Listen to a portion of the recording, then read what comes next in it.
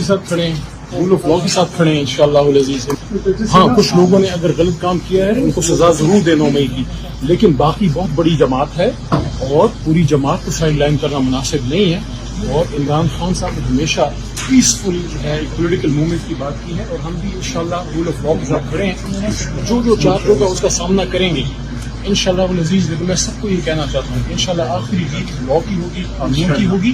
اور میں دوبارہ یہ کہتا ہوں کہ 9 مئی کو جن لوگوں نے غلط کام کیا ہے ان کو ضرور سزا دیں. اس میں شر پسندوں کا بھی رول ہے. پوری طریقے انصاف جو ہے اس کو اس طرح کی چارج شیٹ کرنا, سائڈ لائن کرنا مناسب نہیں ہے. وہ 2 کروڑ ووٹ لینے والی جماعت ہے. چاروں صوبوں میں ہماری پریزنس ہے. ہماری الحمدللہ مرکزی حکومت, پنجاب کی حکومت, خیبر پختونخوا کی حکومت, کشمیر کی, گلگت بلتستان کی, اتنے پورے ملک میں جو ہے ایک جماعت کی اپنی پریزنس ہے. فیڈرل جماعت ہے. جس نے غلط کام کیا اس کو بالکل پروسیکیوٹ کریں. جس نے 9 مئی کو توڑ پھوڑ کی ہے بالکل ہم ان کے ساتھ نہیں کھڑے. لیکن یہ پارٹی کی پالیسی نہیں ہے, شر پسندی اس میں ہے. میں یہ سمجھتا ہوں کہ جن لوگوں نے اس دن توڑ پھوڑ کی انہوں نے ملک کا نقصان کیا ہے. لیکن اس کی آڑ میں دوبارہ میں یہ کہہ رہا ہوں پوری طریقے انصاف جو ہے وہ 27 سال کی پیسفل پولیٹیکل موومنٹ کا نتیجہ ہے.